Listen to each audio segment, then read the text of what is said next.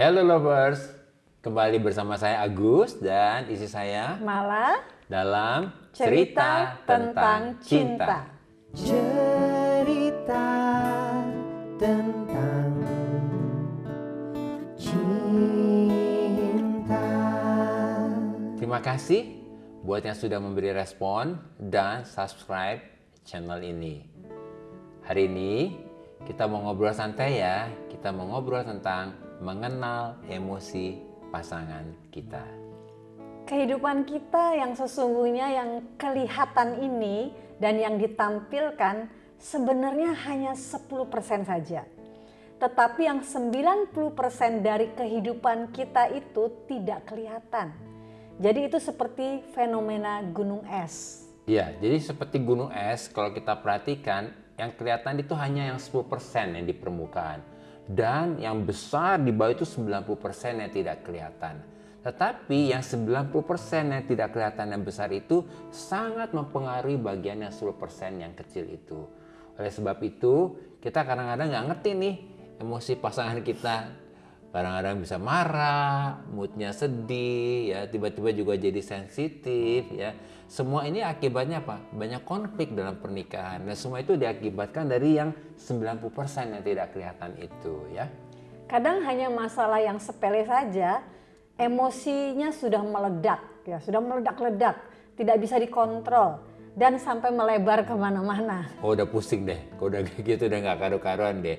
Yang tadinya cuma masalahnya apa, udah kemana-mana deh seperti itu ya. Nah sebenarnya kalau kita perhatikan permasalahan yang terjadi atau konflik yang terjadi di dalam pernikahan kita itu masalahnya bukan pada konfliknya loh sayang ya.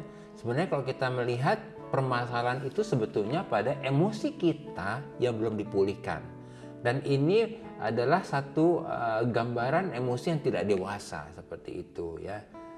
Sayang coba deh, kamu cerita sedikit dong gimana sih yang kita alami dalam pernikahan kita, masih ingat nggak? Saya ini sebagai seorang istri rasanya ingin menolong Agus suami saya gitu, mau ingetin dia karena dia tuh suka ngebut gitu ya, kalau nyetir dulu gitu ya, suka ngebut ya.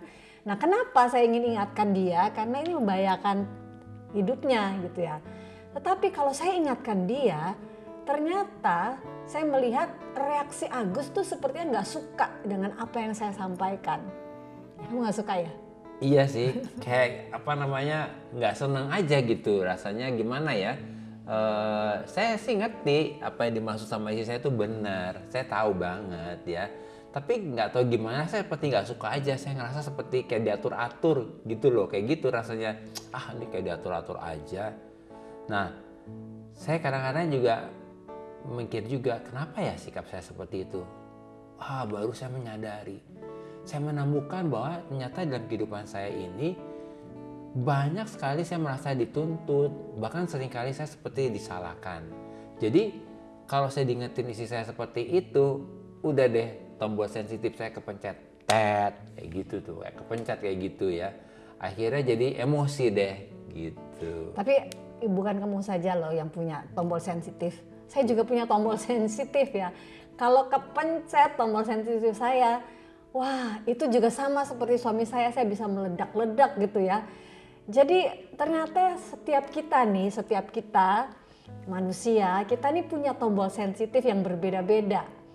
Dan itu ada di area ya kehidupan kita yang 90% yang tidak kelihatan itu.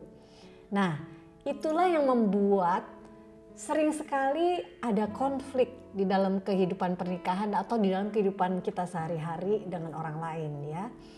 Ayo lovers, ingat ya, setiap kita punya tombol sensitif yang berbeda-beda gitu, areanya berbeda-beda. Nah ini kita masih menyadari ini ya. Nah oleh karena itu saya sama istri saya juga gimana nih kalau begini-begini terus kita ya. merasa ya rasanya ada yang tidak beres gitu ya. Kayaknya jadi capek juga ya kalau begini konflik nggak selesai. Karena ternyata problemnya tentu di dalam kita bukan di luar kita. Akhirnya kami coba bicara dan kami saling terbuka. Ingat nggak kita coba terbuka ya sayang? Kenapa ini terjadi gitu ya. Terus kita juga belajar mengungkapkan perasaan kita yang tersembunyi nih, yang 90% itu kita coba ngomong terbuka ya. Kita coba saling mengerti dan mendengarkan. Kemudian apa yang saya lakukan, saya mendengarkan isi saya ya. Jadi saya mendengarkan isi saya tanpa saya harus berkomentar ya. Waktu saya memberi waktu perhatian untuk mendengarkan isi saya seperti itu, ternyata hal itu sangat penting loh bagi wanita. Demikian juga yang dilakukan istri saya kepada saya. Nah, yang seringkali masalah adalah kita ini, terutama ini para suami, pada waktu istri lagi mencurahkan perasaannya, kita seringkali motong. Jadi waktu istri lagi cerita, kita udah tahu pasti kamu begini, pasti begini. Tahu nggak? Begitu kita bersikap seperti itu, langsung istri diam. Cep. Saya bilang, kok kamu diam? Ya habis kamu begitu sih. Ya udah cerita lagi. Udah hilang moodnya. Wah udah deh, udah gitu kacau dia gitu ya. Jadi saya belajar ternyata perasaan wanita itu penting untuk didengarkan gitu ya. Nah, kita sebagai suami jangan menyepelekan hal itu ya. Demikian juga kita sebagai seorang istri, saya juga akhirnya mendengarkan juga apa yang ada di dalam perasaannya, dan itulah yang menyembuhkan kami ya. Ternyata setelah kami terbuka satu sama lain tanpa saling menyalahkan atau membenarkan diri. Nah, ini penting banget ya, jangan menyalahkan dan membenarkan diri ya. Maka hal ini sangat menolong kami untuk saling menyembuhkan. Misalnya waktu saya mengingatkan Agus ya, kan dia reaksinya tidak suka ya. Lalu saya tanya kepada dia, kenapa kamu gak suka gitu ya, kenapa gitu ya. Akhirnya dia cerita, ya saya gak suka aja dengan nada suara kamu, katanya begitu ya. Nah waktu kamu ngingetin saya gitu loh. Lalu akhirnya saya minta maaf ya, saya minta maaf lah kalau misalnya suara saya meninggi atau bagaimana gitu ya.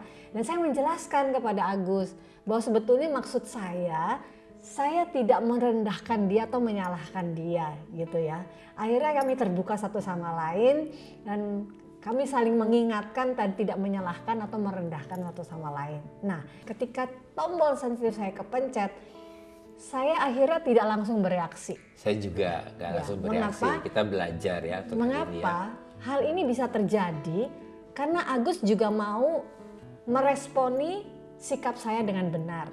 Jadi yang penting adalah sebagai pasangan suami istri, kita meresponi emosi pasangan kita ini dengan benar supaya kita bisa saling menyembuhkan. Iya, jadi jangan langsung emosi dulu gitu ya, kita dengerin dulu ya. Nah, oke, kita coba lihat kata firman Tuhan ya dalam Efesus 4:29. Kami ambil dalam versi The Passion. Dan jagalah perkataanmu, jangan pernah biarkan kata-kata kotor atau kata-kata yang penuh kebencian keluar dari mulutmu. Tetapi sebaliknya, biarlah kata-katamu menjadi pemberian yang indah, yang menguatkan hati orang lain. Wah, bagus banget ya. Iya, bahasa Inggrisnya juga bagus ya. Lakukan ini dengan mengucapkan kata-kata yang penuh kasih karunia untuk menolong mereka. Ya, coba kamu ngomong yang ini ya. Di bahasa Inggrisnya bagus ya, dikatakan and never let ugly or hateful words come from your mouth, but instead let your words become beautiful gifts that Bagus encourage others. Do this by speaking words of grace to help them. Wow. Luar biasa ya firman Tuhan ya. Jadi ternyata Tuhan mau hari ini kita memakai kata-kata kita itu menjadi satu kata-kata yang indah, yang mendatangkan kasih karunia ya. Dan ternyata setelah kita mengetahui hal ini, setelah kami juga mengetahui hal ini, kami sebagai suami istri dapat saling mengenali emosi pasangan kita dengan baik ya.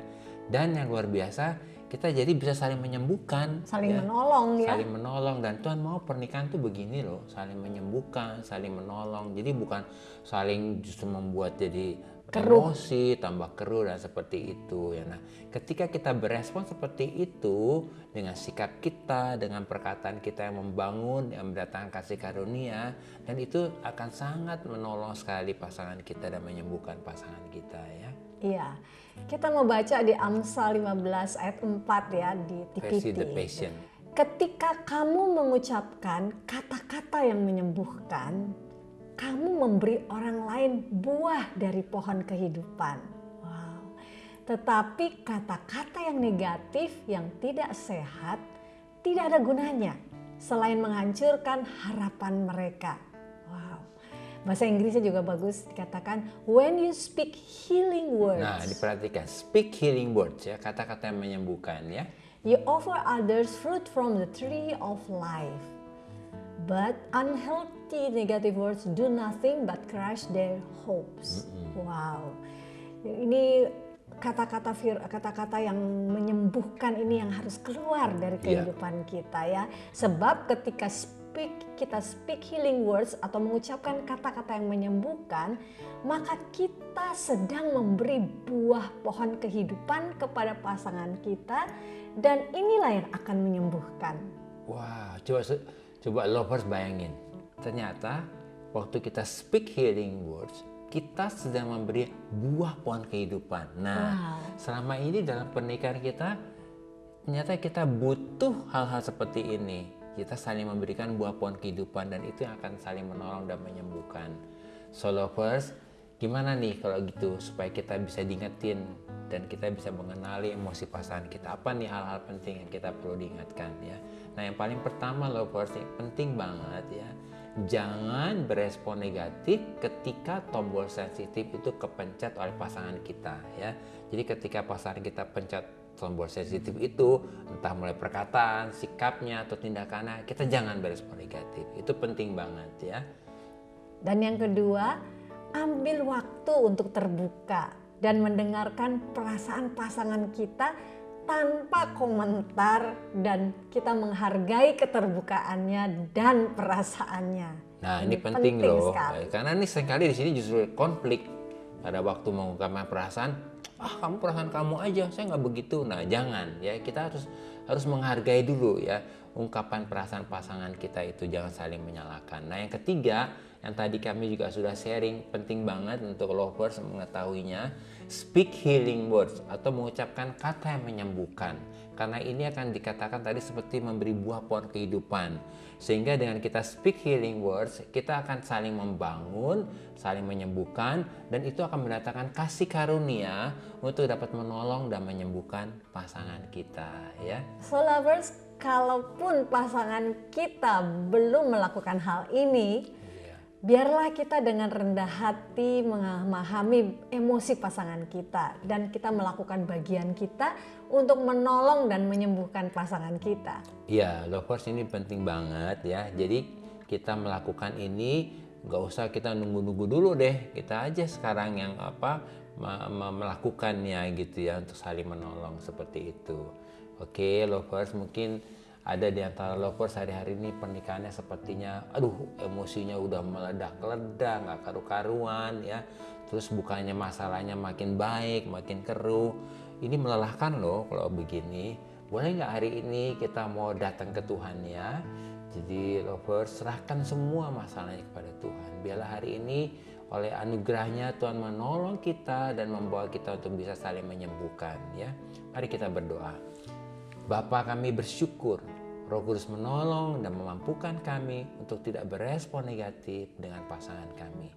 Kami percaya oleh anugerah Tuhan, Roh Kudus menolong dan memampukan kami untuk melakukan bagian kami dengan kami speak healing words, yaitu mengatakan kata-kata yang menyembuhkan untuk menolong dan menyembuhkan pasangan kami. Dalam nama Yesus, amin. Tuhan memberkati. Sampai ketemu di episode berikutnya. Bye-bye lovers.